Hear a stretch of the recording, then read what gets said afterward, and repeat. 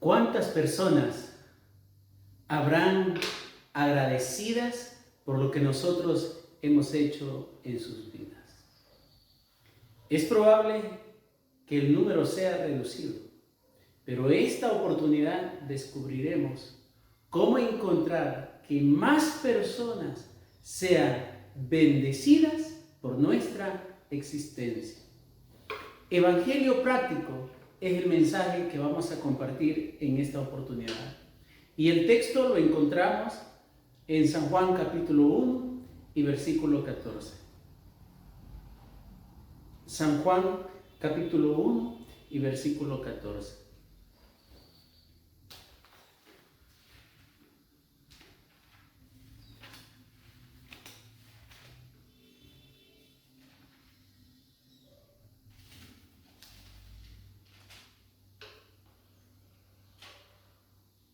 Y aquel verbo fue hecho carne y habitó entre vosotros, y vimos su gloria, gloria como el unigénito del Padre, lleno de gracia y de verdad.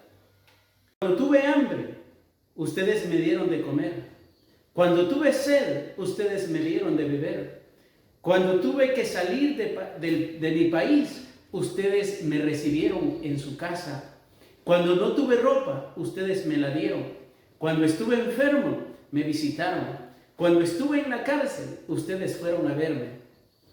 Y los buenos me preguntarán: Señor, ¿cuándo te vimos con hambre y te dimos de comer? ¿Cuándo tuviste sed y te dimos de beber? ¿Alguna vez tuviste que salir de tu país y te recibimos en nuestra casa, o te vimos sin ropa y te dimos que te vistieras? ¿No recordamos que hayas estado enfermo o en la cárcel y que te hayamos visitado?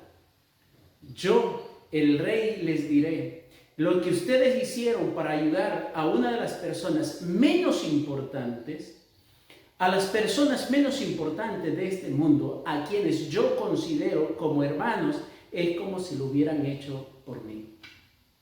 Será la frase final en el juicio de los salvados.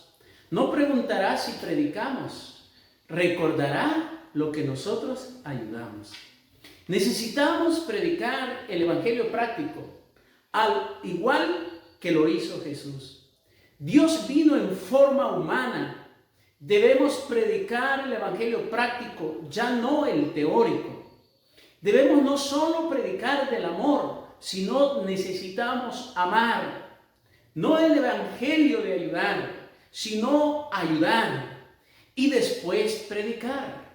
Amemos, ayudemos y después prediquemos. Pero hagámoslo ya. Dejemos las 99 en el redil y vayamos en busca de la que se perdió. Es el momento que el Evangelio, que el verbo se haga carne, que la teoría se lleve a la práctica, el verbo sea la acción. Mateo capítulo 1 y versículo 23 dice la palabra de Dios: He aquí, una virgen concebirá y dará a luz un hijo, y llamará su nombre Emmanuel, que traducido es Dios con nosotros. Jesús vino a nuestro mundo para manifestar esta gloria. Jesús vino a esta tierra oscurecida por el pecado para revelar la luz del amor de Dios, para ser un Dios con nosotros. El verbo se hizo carne, la teoría pasó a la práctica. Al venir a morar con nosotros, Jesús iba a revelar a Dios, tanto a los hombres como a los ángeles. Él era la palabra de Dios. Él era el pensamiento de Dios hecho de manera audible. El pensamiento de Dios se hizo de manera audible. Él era la palabra de Dios. Él era el pensamiento de Dios hecho audible. Dejó la teoría en el Antiguo Testamento y en el Nuevo Testamento vino de manera práctica. El Cordero se hizo hombre. El sacrificio vino a buscar al pecador y no el pecador al sacrificio.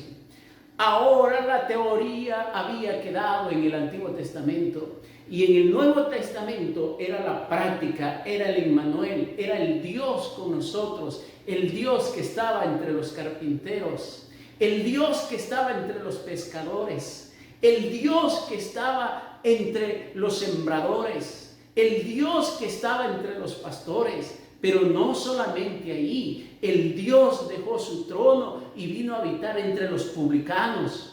Vino a comer con los publicanos y pecadores. Vino allí donde habitaban las rameras. El Dios del cielo vino a habitar en la casa humilde del pecador como Zaqueo. Así nosotros debemos predicar el evangelio práctico, ya no el teórico. Debemos no solo predicar del amor, sino debemos de comenzar a amar. Debemos de predicar no de ayudar, sino que debemos salir y ayudar. Y luego predicar. Amémonos, ayudemos y después prediquemos. La pregunta que podríamos estarnos haciendo nosotros hoy es: ¿cómo predicar el evangelio práctico? ¿Cómo lograr que el Emmanuel pueda estar ahí con la ama de casa? ¿Cómo predicar el Emmanuel puede estar con el joven que no quiere saber nada de la iglesia y vive su mundo perdido en juegos de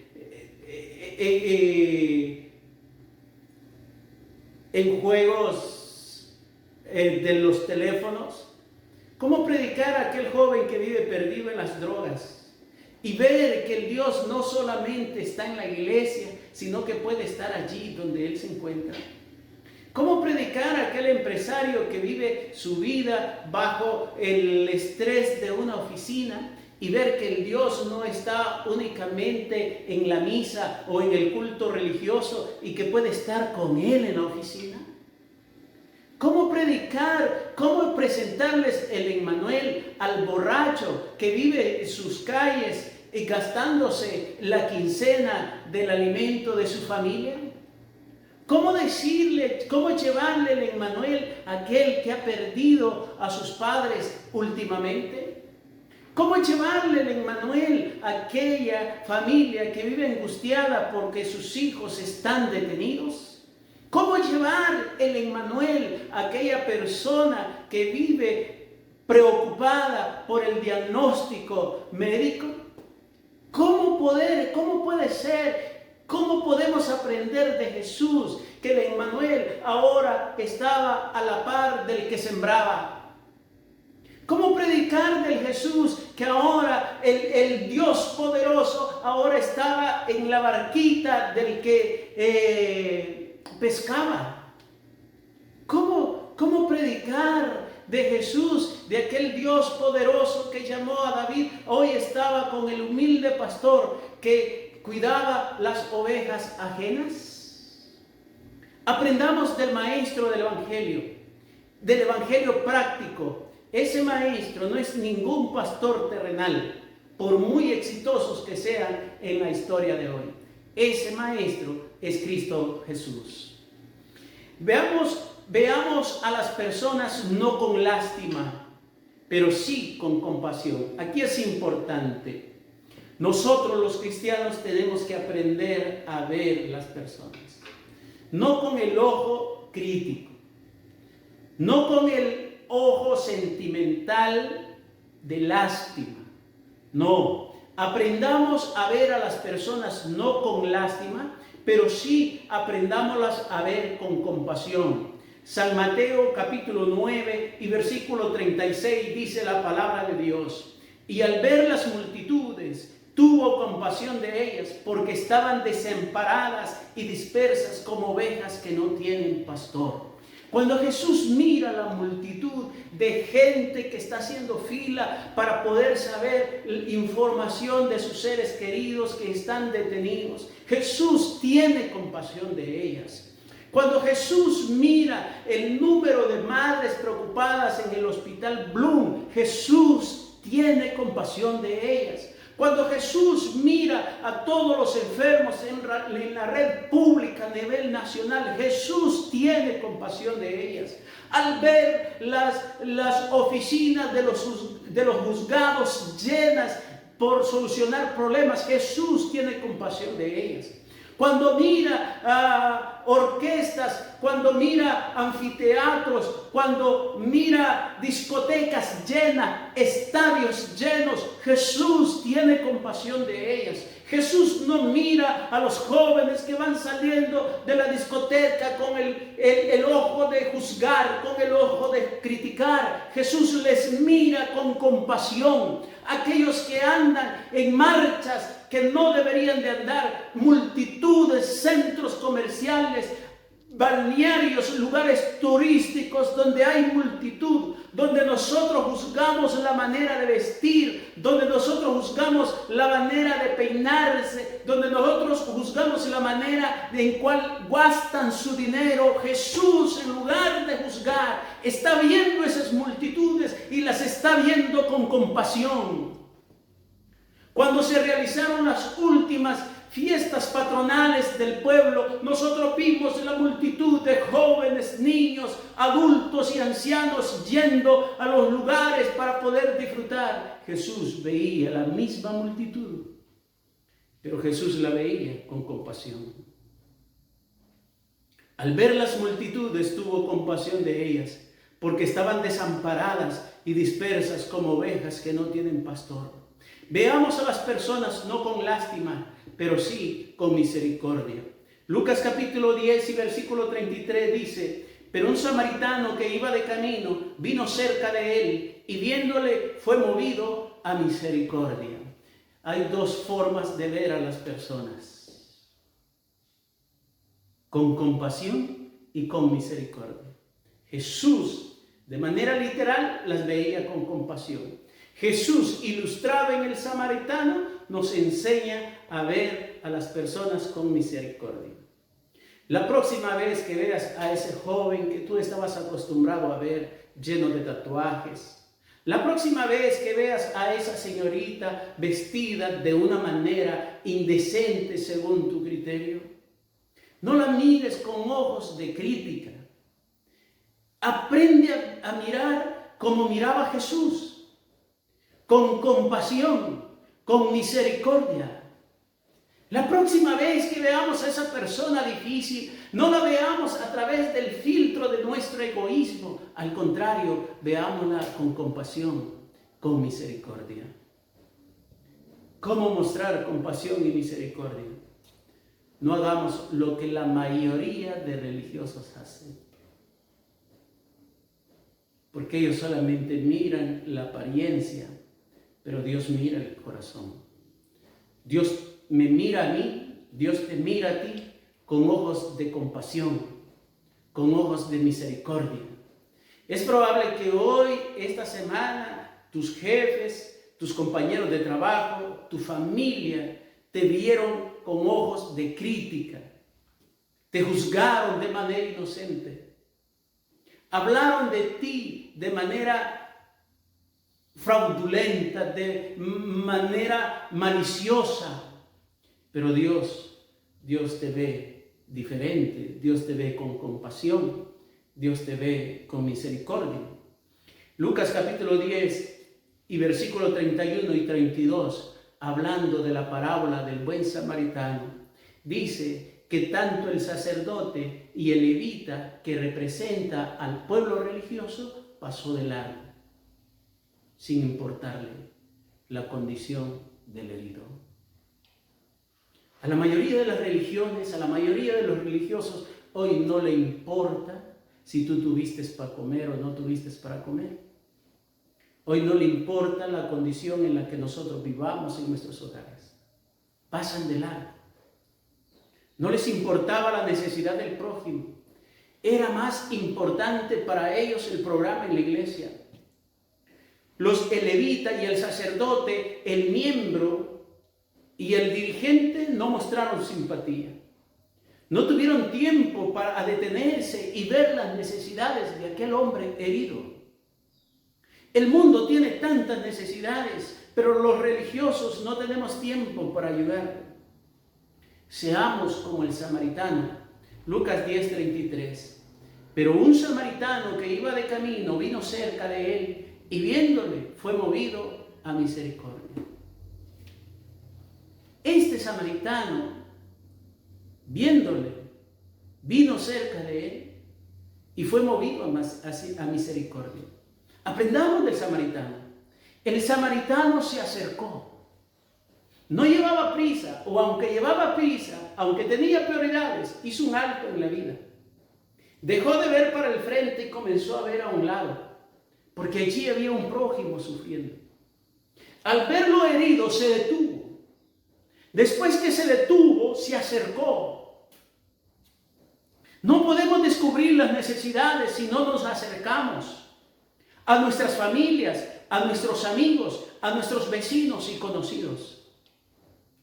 Pero no nos acercamos con el interés de darles estudio, sino con el interés de ayudar. Ese samaritano no está pensando qué estudio recibir. Él está esperando quien le ayude a vendar sus heridas.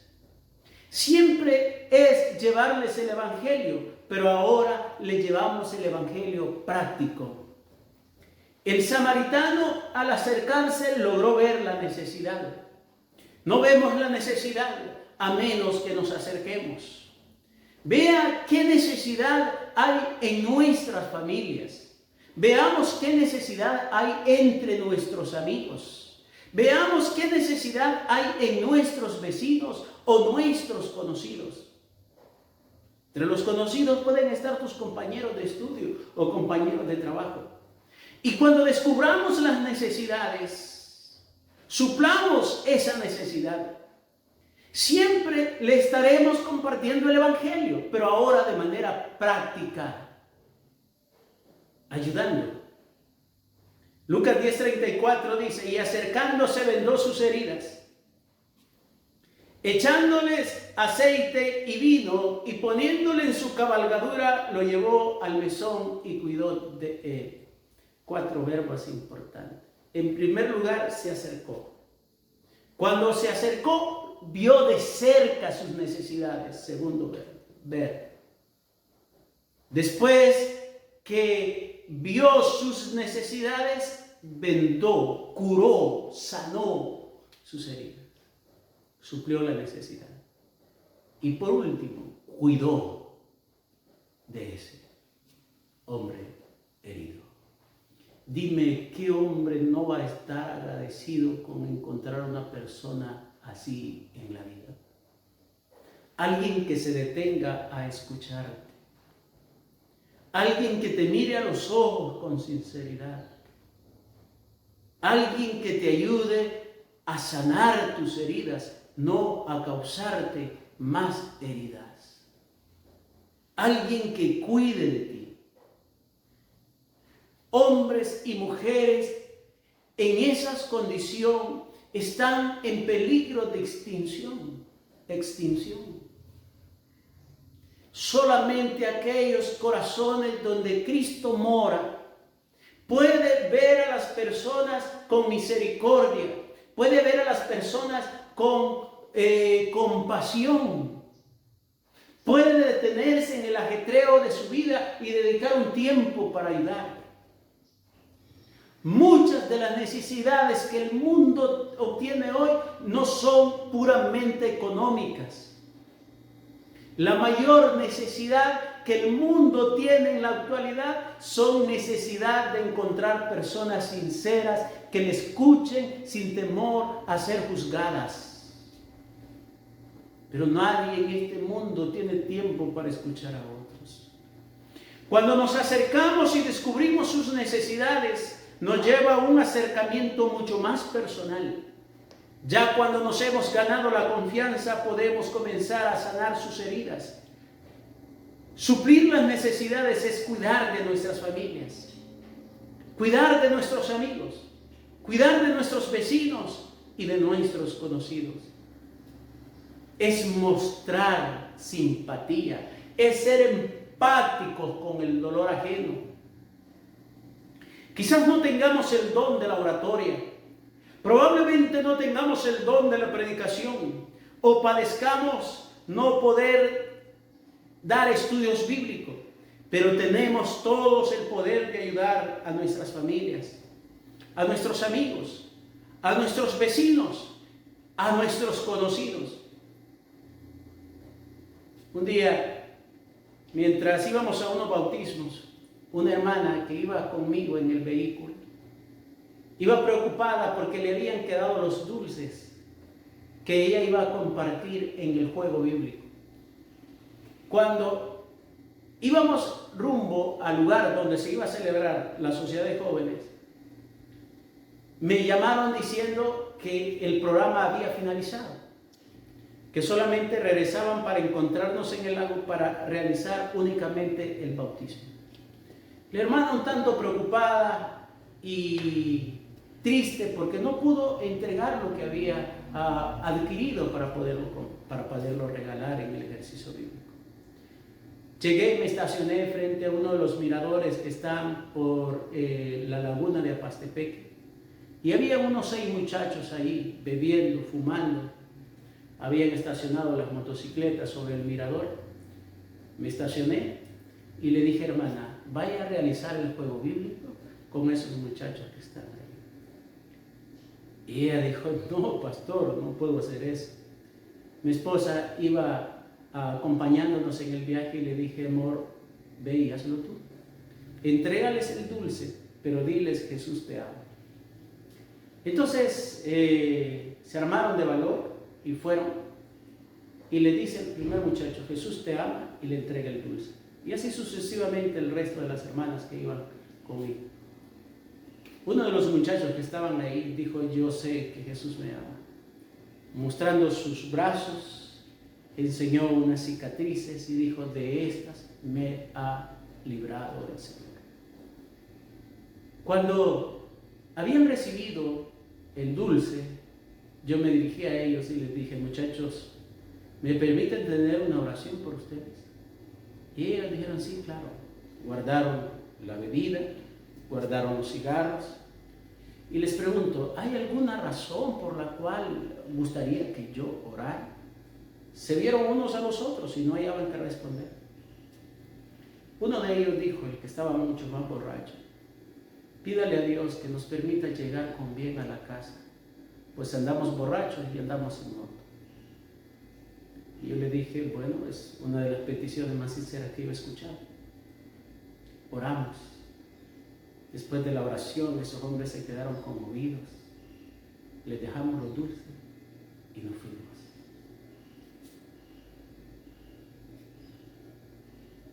¿Cuántas personas más estarán necesitadas de un evangelio práctico? ¿Cuántos jóvenes más necesitan ser vistos con ojos de misericordia, con ojos de compasión? ¿Cuántas veces necesitamos que Emmanuel esté entre ellos? Ya descubrimos la necesidad que tiene nuestra familia. Ya descubrimos la necesidad que tienen nuestros amigos, nuestros vecinos o nuestros conocidos. Entonces, antes de evangelizarlos teóricamente, comencemos con un evangelio práctico. Ese dulce abrió las puertas para esos corazones que de otra manera no nos hubiesen recibido. El poeta español Ángel Buesa dice en su poesía, ¿dónde están las manos de Dios? Cuando observo la injusticia, la corrupción al que explota al débil, cuando veo al prepotente pedante enriquecerse del ignorante y del pobre, del obrero y del campesino carente de recursos por defender sus derechos, me pregunto, ¿dónde estarán las manos de Dios? Dice el poeta. Cuando contemplo a una anciana olvidada, cuando su mirada es nostalgia y balbucea todavía algunas palabras de amor por el hijo que la abandonó, me pregunto, ¿dónde estarán las manos de Dios? Cuando veo al moribundo en su agonía llena de dolor, cuando observo a su pareja y a sus hijos deseando no verles sufrir, cuando el sufrimiento es intolerante y su lecho se convierte en un grito de súplica, de angustia y de paz, me pregunto, ¿dónde están las manos de Dios? Cuando miro a ese joven antes fuerte y decidido, ahora embrutecido por la droga y el alcohol, cuando veo titubeante lo que antes era una inteligencia brillante y ahora harapo sin rumbo ni destino, me pregunto, ¿dónde están las manos de Dios? Cuando miro a esa joven antes fuerte y decidido, ahora entenebrecido por la droga y el alcohol, cuando veo titubeante lo que antes era una inteligencia brillante y ahora harapo sin rumbo ni destino, me pregunto, ¿dónde están las manos de Dios? Cuando a esa chiquilla que debería soñar en fantasías, la veo arrastrar su existencia y su rostro se refleja ya el hastío de vivir, y buscando sobrevivir se pinta la boca y se ciñe el vestido y sale a vender su cuerpo, me pregunto, ¿dónde están las manos de Dios? Cuando aquel pequeño a las 3 de la madrugada me ofrece su periódico, su miserable cajita de dulces sin vender, cuando lo veo dormido en la puerta de un zaguán titiriteando de frío con unos cuantos periódicos que cubren su frágil cuerpecito, cuando su mirada me reclama una caricia, cuando lo veo sin esperanzas vagar con la única compañía de un perro callejero, me pregunto, ¿dónde están las manos de Dios? Y me enfrento a Él y le pregunto, ¿dónde están tus manos, Señor, para luchar por la justicia, para dar una caricia, un consuelo al abandonado, para rescatar a la juventud, para rescatar a la juventud de las drogas, para dar amor a los olvidados? Después de un largo silencio escuché una voz que me reclamó, ¿no te das cuenta que tú eres las manos de Dios? ¿No te das cuenta que tú eres mis manos? Atrévete a usarlas para lo que fueron hechas, no para lastimar, sino para ayudar, para dar amor y alcanzar a las estrellas. Comprendí que las manos de Dios somos tú y yo, los que tenemos voluntad, el conocimiento y el coraje para luchar por un mundo más humano, justo, aquellos cuyos ideales sean tan altos que no pueden dejar de acudir a la llamada del destino, aquellos que desafiando el dolor, la crítica y la blasfemia, se reten a sí mismos para ser las manos de Dios. Seamos hoy las manos de Dios para nuestra familia, para nuestros padres, para nuestros hijos, para nuestros amigos, para nuestros vecinos, para nuestros conocidos. Pregunto en esta oportunidad, ¿cuántos quieren ser las manos de Dios? Podemos orar para que Dios utilice tus manos y se conviertan esas manos en bendición para otros. Oremos. Querido Dios que estás en los cielos, nuestras vidas pueden ser de bendición para otras personas si tan solo aprendemos a utilizar nuestras manos. Enséñanos a tal manera que nuestras manos puedan ser puentes para unir, puedan ser fuerza para levantar y puedan ser un sostén para caminar. Bendice nuestras vidas y que nuestras manos puedan